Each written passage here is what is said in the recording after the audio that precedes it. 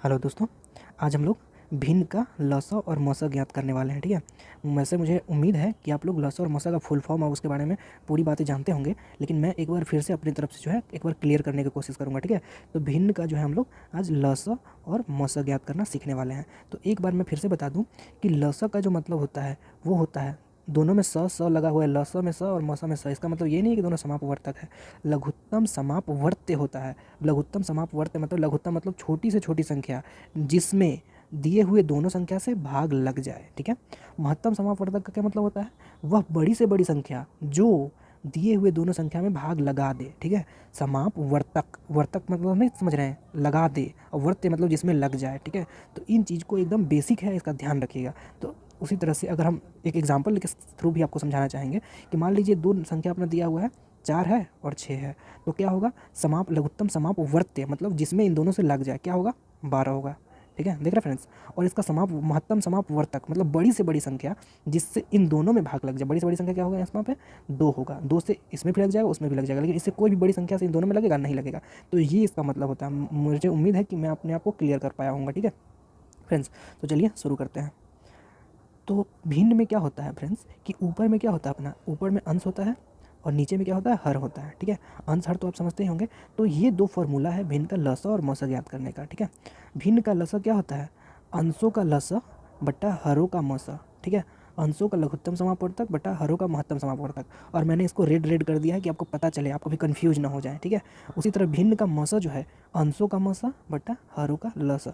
मतलब जो चीज़ ज्ञात करना रहेगा भिन्न का, उसको ऊपर रखेंगे, और लसा है तो मसा नीचे रखेंगे, और मसा है तो लसा नीचे रखेंगे। ये हमको नहीं लगता है कि आपको दोबारा इसमें कभी कंफ्यूज होइएगा आप। ठीक है, तो चलिए ये तो आपको क्लियर हो गया। मान लीजिए इसी की जगह पर अगर हम एग्जाम्पल ले कि मान लीजिए यहाँ पे कुछ संख्या रहता 2/3 और 5 कुछ ले लीजिए, 4 ले लीजिए। तो यहाँ पे हम क्या करते हैं, लसा ज्ञात करना रहता, तो अंशों का लसा ले लेते हैं, 2 और 5 का लसा और 3 और 4 का मसा। वहीं पे मसा ज्ञात करना रहता तो क्या करते हैं, 2 और 5 का मसा ले लेते और 3 और 4 का लसा ले लेते हैं। ठीक है, तो चलिए अब आगे इसी पे एक दो क्वेश्चन देख लेते हैं। मेन वो फार्मूला ही था, वो अगर आपको याद नहीं रहेगा तो आप नहीं कर पाओगे कुछ भी। ठीक है, तो अब यहाँ पे जो हम लसा ज्ञात करने की कोशिश करेंगे इन दो संख्याओं का, 4/3 और 5/4 का।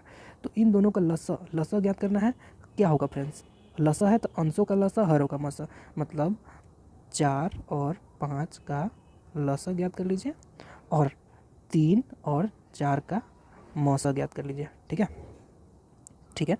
तो बताइए 4 और 5 का लसा क्या होगा, 4 और 5 का लसा फ्रेंड्स होगा 20। ठीक है, और 3 और 4 का मौसा क्या होगा, बताइए 3 और 4 का मौसा क्या होगा, 1।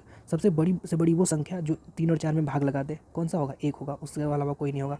तो ये जो है 20 जो होगा, इसका जो होगा 20/1 या 20 कह लीजिए, तो क्या होगा, ये होगा इस संख्या का लसा, लघुत्तम समापवर्तक। ठीक है, इस भिन्न का। उसी तरह अगर दूसरा क्वेश्चन देखें, तो दूसरा क्वेश्चन जो है हमारा, ये आप देख सकते हैं कि ये जो है 3 संख्याओं का है। तो क्या दिक्कत है, सिंपल सा है। हमको अगर लसा लेना है, लसा लिखना है, ठीक है, तो सिंपल सा ये करेंगे, ऊपर वाले संख्याओं का लसा मतलब 12, 5 और 10 का क्या करेंगे, फिर से लसा निकालना है ना, तो ऊपर वालों का लसा ले लेंगे और हंसों का लसा और हरों का मसा, 5, 3 और 4 का मसा।